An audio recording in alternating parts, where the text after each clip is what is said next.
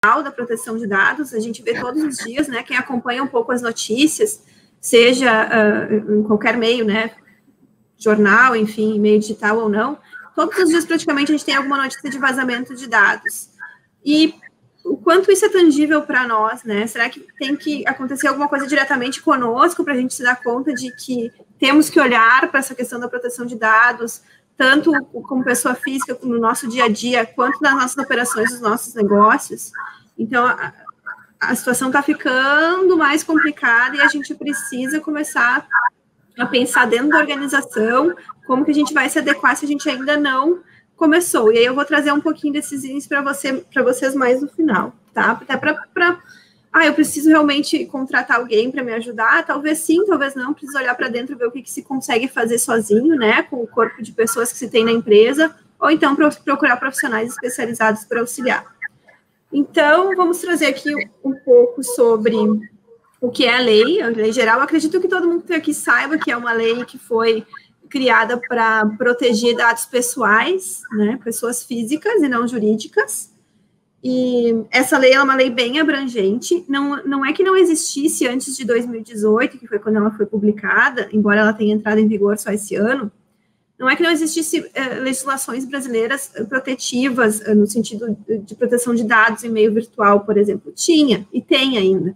A gente tem informações da própria Constituição, do direito à privacidade, à intimidade, até temos projetos de lei para colocar a proteção de dados como direito fundamental na Constituição, temos o Código Civil, que também traz a proteção à intimidade, à privacidade, o Código do Consumidor, o Marco Civil da Internet, a Lei do Cadastro Positivo. Então, nós temos, sim, muitos regulamentos, mas eles tratavam a proteção de dados e tratam cada um no seu âmbito de atuação. O Marco Civil só trata a proteção de dados na internet, o Código do Consumidor só nas relações de consumo. Então, precisava surgir, muito na onda do regulamento europeu, o GDPR, uma lei mais geral. E essa lei geral, ela dispõe sobre o tratamento de dados, inclusive nos meios digitais. Então, além do meio digital, a gente precisa olhar também para o meio físico. Porque hoje a gente está tudo muito virtualizado, mas a gente ainda trabalha muito com papel também. Depende muito da organização que tu está inserido. E aí, esse tratamento de dados, ele pode ser feito tanto por pessoa física quanto por pessoa jurídica, de direito público ou privado. O que isso quer dizer? Que qualquer organização que trate dados pessoais, seja ela privada ou pública, ela precisa atender à Lei Geral de Proteção de Dados, precisa estar aderente. E não precisa necessariamente ser uma pessoa jurídica, pode ser uma pessoa física que se remunere de alguma forma com o tratamento desses dados. Ela entrou em vigor, então, depois de um grande debate, talvez algumas pessoas que estejam aqui, ou todas tenham acompanhado, queriam postergar de novo para janeiro, para fevereiro, para maio do ano que vem, mas como é um movimento global, o Brasil, até não entrar em vigor a Lei Geral de Proteção de Dados, ele era visto como inseguro para fechar negócios relacionados a tratamento de dados e transmissões internacionais de dados e outros assuntos nessa área, com troca internacional de informações. Agora, o Brasil entra nesse rol de países confiáveis, desde que a gente, né, faça a lei realmente valer. E aí, o objetivo central... Diga. Deixa eu te fazer uma pergunta, e provavelmente tu não sabe a resposta, porque é uma pergunta meio aleatória, não muito afim, mas, por exemplo, na América do Sul, o Brasil, tu sabe se o Brasil é vanguardista nisso? Se já não, outros o países Brasil estava na lanterna. A Argentina é vanguardista, a Argentina tem Argentina, Chile, Venezuela não tem. Argentina, Uruguai, Chile, a Argentina tem há mais de 20 anos, por exemplo, uma lei de proteção de dados, com uma agência bem robusta. Então, o Brasil estava bem atrasado, porque a gente vem discutindo a lei geral no Brasil há 10 anos. Só que como o regulamento europeu entrou em vigor, e aí as empresas começaram a dizer, não, Brasil, a gente não vai negociar, porque não tem uma lei de proteção de dados. Né? Começaram a pressionar. O Brasil também se viu meio pressionado a aprovar de uma vez, né? Tanto que foram feitos ali alguns remendos, tinham vários projetos de lei tramitando e juntaram ali cada um um pouco em um e publicaram muito parecido com o regulamento europeu. Embora o regulamento seja bem mais extenso que a lei geral, eu tive a oportunidade de fazer uma pesquisa com o regulamento logo quando ele saiu e depois, comparando um pouco com a LGPD, é que a gente tem uma lei menos específica que o regulamento, porque a gente espera que a Autoridade Nacional de Proteção de Dados, que está sendo estruturada, traga algumas informações relevantes que a lei deixa mais aberto. Então, o regulamento europeu já é uma coisa mais madura e já traz muitas informações no próprio regulamento. Mas não, Luciano, o Brasil estava na lanterna, agora ele tem o seu regulamento. A Argentina foi uma das precursoras. Aqui o problema é que aqui no Brasil o troço vai para cá, vai para lá, e volta, e o Judiciário, e o Senado, e a Câmara. Não, já tinha 10 anos esses projetos, né, para a gente ter uma legislação e não sair do papel. Aí a pressão externa também, né, começou a acontecer e publicaram. Mas para a gente ver, né, a legislação na Europa, ela teve 2 anos de vacância, que a gente chama para as pessoas se adequarem. Em 2016 ela foi publicada. E daí, quando ela entrou em vigor, em 2018, a gente publicou a nossa. E aí, 1 ano e meio para entrar em vigor. Aí postergaram por mais meio ano. Aí queriam postergar de novo. Não adianta.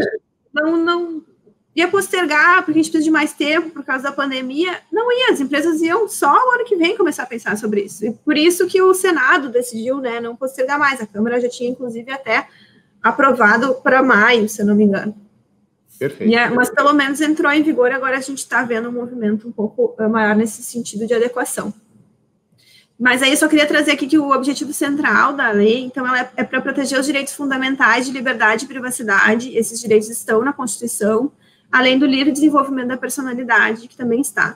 A lei traz, claro, outros muitos objetivos, um deles é a livre iniciativa, o fomento do desenvolvimento, mas aí a gente precisa sopesar isso, né? Nem tanto ao céu, nem tanto à terra. A gente precisa chegar no equilíbrio para as partes. Usar os dados, mas usar os dados bem, tratando eles de forma adequada.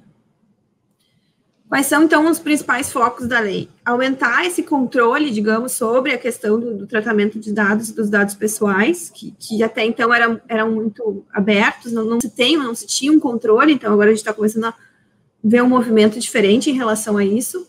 Incrementar o dever de proteção das empresas em relação ao tratamento de dados. A gente precisa ter em mente que os dados não são das organizações, os dados são das pessoas, elas fornecem os dados para aquele tipo de trabalho da empresa, para ter aquele benefício, para ter aquele serviço, mas não significa que elas estão dando os dados dela, né, para a empresa usar ali para fins que não são aqueles determinados, né, que se foi compactuado ali, que se foi tratado.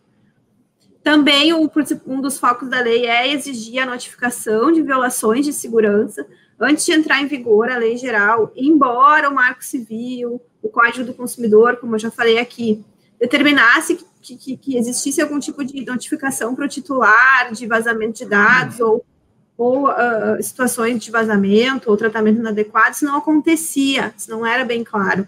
Agora, a Lei Geral de Proteção de Dados diz que tu tem que notificar as violações de segurança. E aí, não só para os titulares. Vai ter que notificar, por exemplo, para a Autoridade Nacional, quando ela tiver mais funcional, né? Hoje ela ainda está sendo estruturada. E aí, a gente já vê movimentos, há uns 15 dias, se eu não me engano, a Prudential, né, que é uma empresa de seguros e previdência, teve um vazamento de dados de alguns clientes e eles já comunicaram esses titulares, então eles já estão atendendo, por quê? Porque não querem sofrer com sanções depois, né? Vocês deveriam ter comunicado e não comunicaram. Então, a gente já vê um movimento de as empresas estarem atendendo a legislação. E também o outro foco é impor sanções significativas. Essas sanções já estão sendo aplicadas, já está tendo punição, Gisele? Então, a gente tem aqui dois cenários. A gente tem o cenário das sanções administrativas, que é lá no âmbito da Autoridade Nacional de Proteção de Dados, que ela vai ter o condão, né, de aplicar essas sanções, mas isso só vai entrar em vigor lá em agosto de 2021. Então, a ANPD só vai poder realmente, né, sancionar as organizações em agosto de 2021. No entanto, a gente já está vendo um movimento no judiciário, por exemplo, de aplicação, sim, de penas e sanções. A Cyrela foi multada em R$10 mil. Eu não sei se as pessoas que estão aqui tiveram acesso a essa informação, mas foi porque acabou distribuindo os dados de uma pessoa que comprou um apartamento e ela distribuiu os dados desse cliente, né, para muitas outras empresas, sejam escritórios de contabilidade, de arquitetura, qualquer, né, tipo de empresa que tenha a ver com apartamento ali. E essa pessoa começou a ser metralhada todos os dias com e-mails, com telefonemas, com SMS, WhatsApp.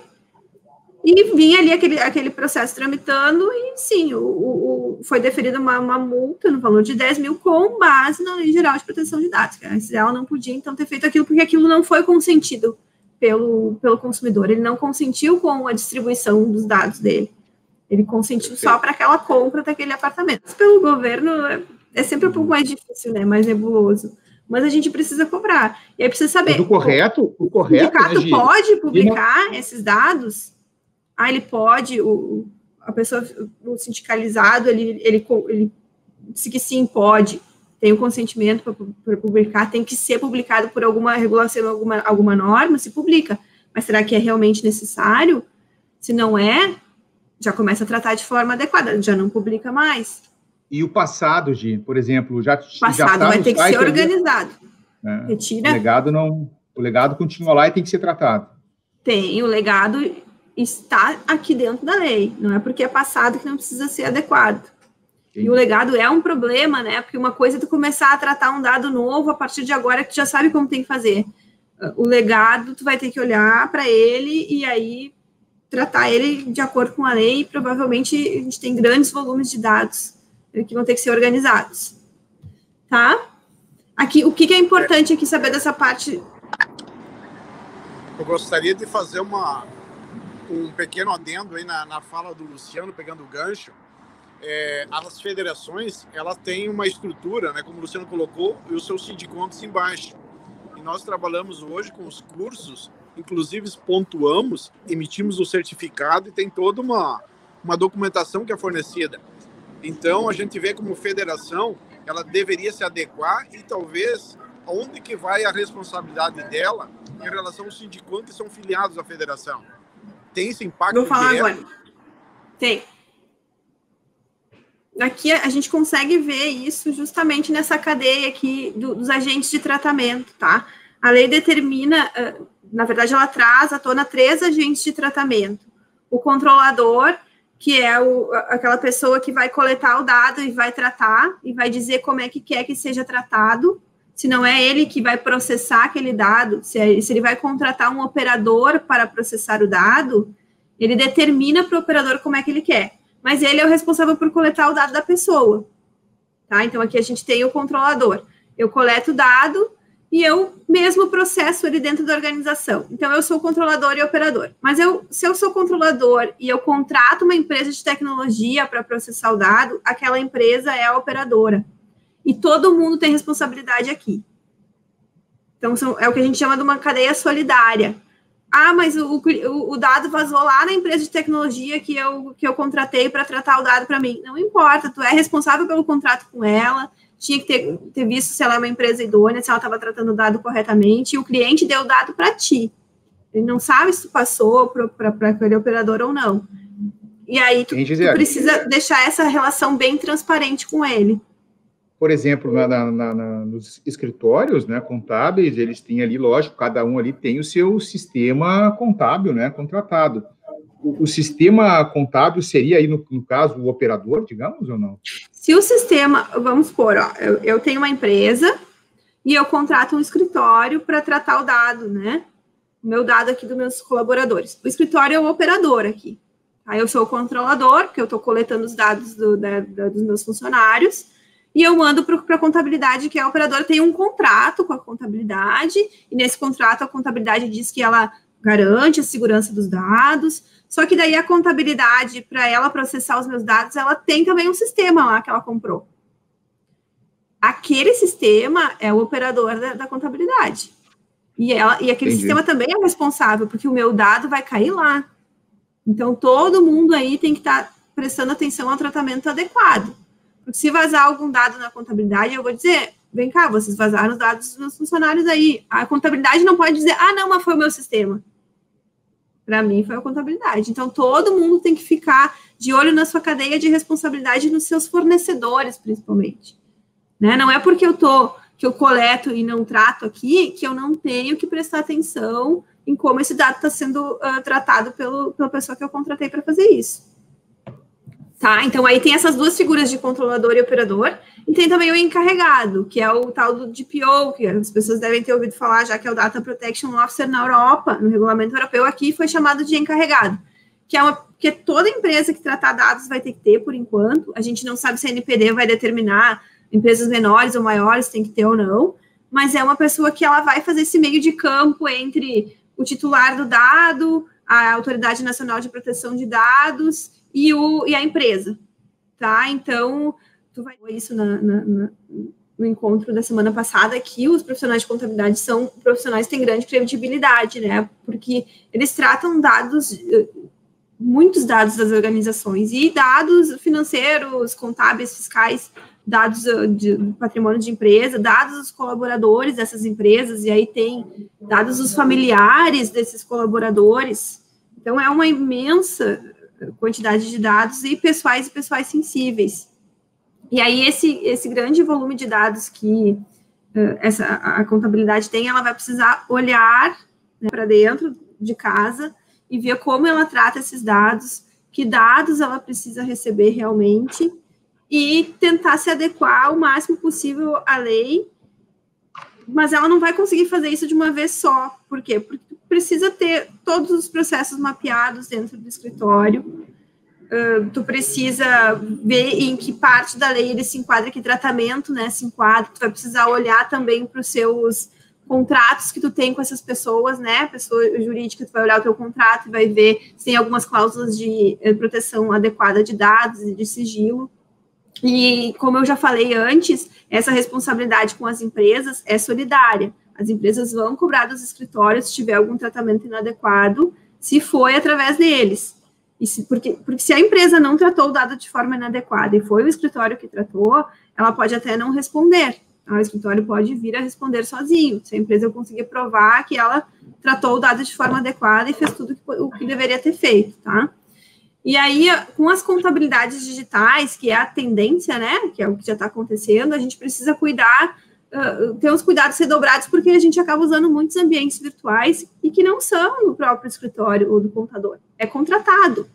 E aí precisa se cuidar bem com o que se contrata, onde se colocam os dados, os tipos de nuvem, os tipos de softwares, quais são as ferramentas que a gente vai utilizar, quem vai ter acesso a esses dados, né, quando a gente contrata o terceiro, ele também tem acesso aos dados ou não? Ele precisa ter essas reflexões todas, os escritórios vão ter que começar a fazer para se organizar e para mudar, talvez até mudar de fornecedor, ou pedir que o próprio fornecedor operador mude, né? Mude o tratamento de dados, para a gente evitar aí acessos indevidos, perda, mau uso. Que preveja, né, que existe por parte da empresa do sistema contábil uma preocupação, uma responsabilidade, né, em relação a tratar essa informação.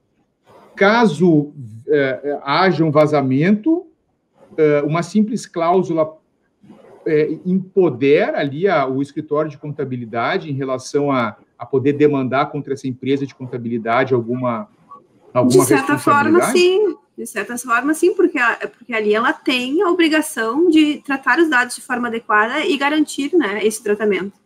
Mas, claro que tu tá usando o sistema ali dia a dia, né? Tu pode questionar eles antes de contratar. Como é que é a gestão de usuários aqui? Vocês têm acesso aos nossos bancos? Onde é que esse sistema ele fica embarcado, né? Ele fica dentro do escritório? Ele é meu? Ou ele é de vocês? Eu acesso lá, imputo os meus dados lá no banco, na base de vocês? Porque quando é lá, eu não sei quem está acessando direito. Então, é importante fazer alguns questionamentos e ler bem as cláusulas de contrato. A gente não consegue adequar.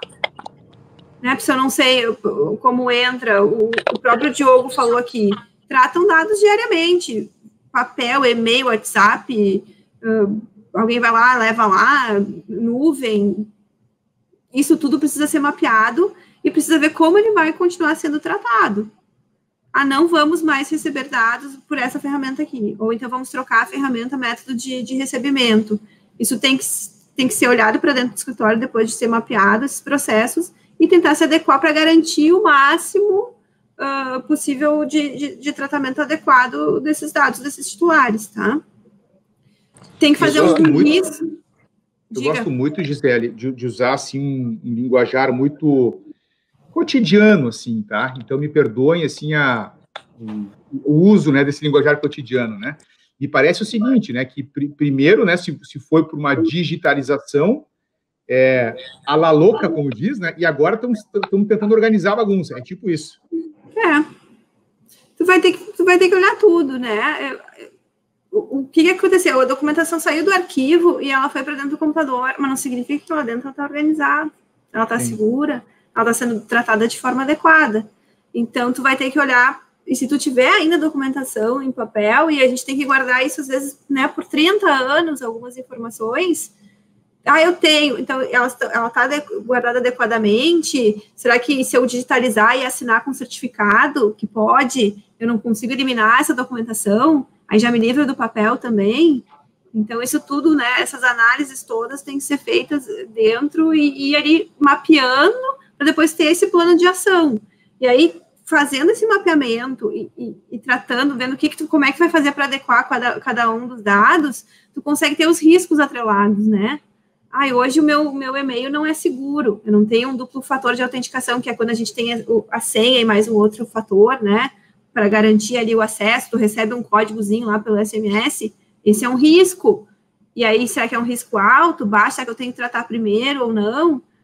Mas eu não sei fazer isso aqui, a empresa de TI que faz para mim. Então, eu contrato os caras e digo assim, meu e-mail aqui, eu quero, né, ver se ele é seguro, ele está seguro, e a empresa vai te dizer, não, ele está, né, ele está seguro, mas o e-mail não é o melhor local para tu trocar dados, né, de repente usa uma nuvem para trocar dados, mas a gente sabe que cada cliente tem as suas peculiaridades, né? A gente não pode sair determinando que todo mundo faça da mesma forma. Tem cliente que vai continuar te mandando coisa pelo WhatsApp, por e-mail, vai ali te levar o papel, tu vai digitalizar, vai botar para dentro do teu computador. Então, isso tudo tem que ser analisado e tentar se adequar da melhor forma possível. Tá? Aí também tem a questão de aplicar essas medidas corretivas necessárias, né? Deletar o que não precisa mais, ver como é que está a gestão de usuários do teu escritório, né? Todo mundo tem acesso a tudo, desde o estagiário até a pessoa mais importante ali, ela acessa tudo de todo mundo. Será que precisa mesmo, né? Será que eu não posso deixar separado isso? Então, isso também é importante se olhar essa gestão de usuários. E o certificado digital, ele funciona muito bem para isso, para autenticar as pessoas, né? Seja para algum sistema que tu possa acessar com certificado, que garanta que tu é tu mesmo, né? Que não é uma outra pessoa que tu deu o teu login, a tua senha para acessar. Também é importante zelar pela transparência nas relações entre as pessoas, né? Eu tô aditivando meu contrato, tô sendo transparente contigo, o teu dado aqui é tratado por essas pessoas aqui do escritório, e eu tenho 3, 4, 5 empresas que me fornecem aqui, cada uma me fornece um software, essa aqui é a empresa que me dá suporte tecnológico. Transparente, né? A pessoa precisa saber ali que não está mandando dados só para o escritório, mas que mesmo assim o escritório está tratando com zelo. E também tem a questão do encarregado, que eu já falei, né? Que é importante pensar desde já, e nem que tu deixe alguém dentro da organização mais a par dessa questão do tratamento dos dados, e à frente disso, né, tomando aí algumas medidas, mapeando esse tratamento, e mudando algumas pequenas coisas já para começar. Também é importante identificar e atribuir as responsabilidades por isso, né, se tiver algum problema de vazamento de dados dentro do escritório, ou um tratamento inadequado, quem é o responsável, quem é que estava à frente do projeto, é todo mundo e não é ninguém, né. Eu já falei aqui do controle de acesso para limitar o acesso às informações, tem que ver se todo mundo precisa ter acesso a tudo. Também esse controle de fornecedores, que a gente já falou, que é importante olhar para quem que a gente está entregando os dados da empresa que nos contrata, né? Quem é todo mundo nessa cadeia aí de confiança que está tratando o dado do meu cliente. É importante a gente olhar para isso. Atribuir os papéis dentro do tratamento, né? Quem é o controlador, quem é o operador. Os escritórios são, na sua grande maioria, operadores, alguém os contrata para fazer o serviço, eles são controladores só quando é pessoa física, né, que eu contrato direto o contador, e eu passo meus dados direto, aí ele é o controlador, mas grande parte ele é o operador, e ele vai ser cobrado pelas empresas para que trate o dado de forma adequada. A gente já falou aqui da comunicação transparente, essa governança de dados também, implementar uma governança de dados. Por que eu trouxe aqui a governança de dados? Está na lei, a lei determina que tem que ter uma governança de dados, mas o que é? É fazer tudo isso, né? É tratar o dado de forma adequada dentro da organização, e se mesmo assim tiver ali um problema, vazou, um hacker lá acessou, botou para fora os dados na internet, tem que falar, tem que notificar, tem que avisar as pessoas que eu tenho contrato, olha, vazou esses dados aqui, não foram todos. É importante ter backup. Se tem uma dica valiosa aqui para vocês, tenha um backup, e um backup seguro, porque se chegar a ter uma situação de invasão das informações, mesmo que a pessoa deixe por um tempo ali sem ter acesso, né, como é que tu consegue voltar à tua operação? Às vezes eles cobram e liberam de volta os teus dados. Mas nem sempre. Né? Então, é importante ter um backup, e um backup, porque é um backup seguro, porque às vezes o backup está junto com os outros acessos. Eu aqui não sou a melhor pessoa para falar isso, porque isso é uma questão de infraestrutura lógica e de rede, mas às vezes o backup não está sendo feito adequadamente. E aí foi o que aconteceu até no tribunal, né? Eles tinham backup, mas o backup também foi atingido pela pessoa que invadiu. Então, do que adianta? E aí também é importante ter uma avaliação e melhoria contínua, né? Hoje, né, em janeiro, eu fiz todo o tratamento adequado, né? Reuni todo mundo está tratando dado bem. Fevereiro eu já não faço mais, março eu já não olho mais, e aí aquilo já se foi, e quando eu vejo eu já não estou mais tratando o dado de forma adequada. Não dá. Tem que ter uma avaliação constante, uma melhoria constante. E aí adotar as melhores práticas de segurança da informação, que são basicamente todas essas dicas aqui que a gente deu. Isso tudo não vem do nada, né? Isso são coisas que determina a própria lei, as normas da ISO também, da família 27001, que é de segurança da informação. Tem uma nova norma também, que é de gestão da privacidade, que é a 27701, que fala só sobre essa implementação da gestão de privacidade e tratamento de dados, e sempre gerar evidência. Né, que estou tratando de forma adequada, o meu sistema é seguro, ser claro nas comunicações. Se o teu cliente perguntar como é que tu trata o dado, tu vai saber responder para ele claramente, e a gente vai criando uma confiança, né, que é o que a gente já tem nessas relações com o nosso contador. É uma relação de confiança, ela precisa continuar.